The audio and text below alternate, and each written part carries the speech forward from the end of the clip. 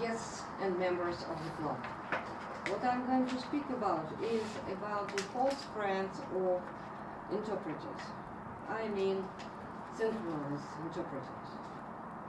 To be a professional and famous, I would rather say, interpreter, not only should you know some subjects you're speaking about, but mostly, which is no doubt underwater reef. You should know parallel to all the Russian sayings, colloquial expressions, and so on and so forth. I know at least two famous interpreters. It's Poloshenko, who was interpreter of our top officials, and he complained once that the worst person to be interpreted was our previous vice president, whose language was something between jokes and serious things. I certainly mean Chernomyrka. You know, sometimes he said things when he just took his eyes away from the official papers he was reading. When they say something, this is absolutely next to impossible to interpret. But Poloshenko was absolutely genius in that, and he never whatever happened, he never stood tongue-tied and found the ideas. Do you remember his famous phrase, I suppose, and he interpreted in English as, "We meant the best, you know the rest." And I know one more famous interpreter, but you all know him by his voice. So this is Kolodarsky, who used to interpret all films by TV, clipping his nose not to be recognized. In one of his absolutely famous stories, he told us himself that once he was invited to interpret a film. The title was in English, but when he started interpreting, it proved to be in Arabic.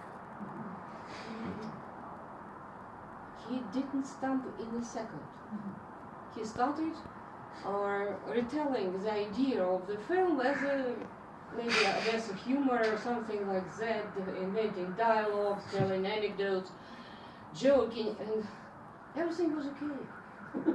Everything was okay, absolutely. But at the end of the film, the main hero, the lady, threw herself into the well. And he gripped himself together and said, "You know, it's all the Arabic tradition. If you do not agree with your father's choice, they usually throw themselves either from the cliff or into the well." So you understand that while you're interpreting publicly, there are a lot of underwater reefs. Another one is that we have, first of all, different view of this life and different sense of humor. Just try to interpret our military humor or military anecdotes. If you, for example, translate this Russian idea, dig from me to another oak tree, they won't take it as a humor. Didn't get the idea. And in general, it's not that easy to find proper parallel to what you are speaking about. If we Russians do not promise anything or abandon any hope to get the result, we usually remember this crawfish which whistle on the top of the mountain. But they say it's another thing when a chicken brings a golden egg. It's just the same idea. Certainly, you could interpret things if you don't remember exactly the parallel. You may use a thing that is very popular. It is called pidgin English, and you can describe the situation. Once I tried this thing, I tried to interpret to one American lady who is famous for interpreting our sayings, trying to, maybe she gave me a good example how to interpret Russian saying "Mordi kirpicha", certainly can describe it. It's so ugly and so, but you know, there's no parallel. But that there exists a whole special language which is called Beijing English. For example, if you forget that beard is beard, they say grass belong face. If you forget how to interpret the word intellectual, you may describe it as think fella too much. If you forget onion, you may say apple belongs stink. And I like most of all from that I like piano. Hit him in teeth, out comes squeal. And violence, scratch him in belly, out comes squeak. You may use that technology as well. But sometimes the most important thing is not to know a lot of special words, the subject you are interpreting.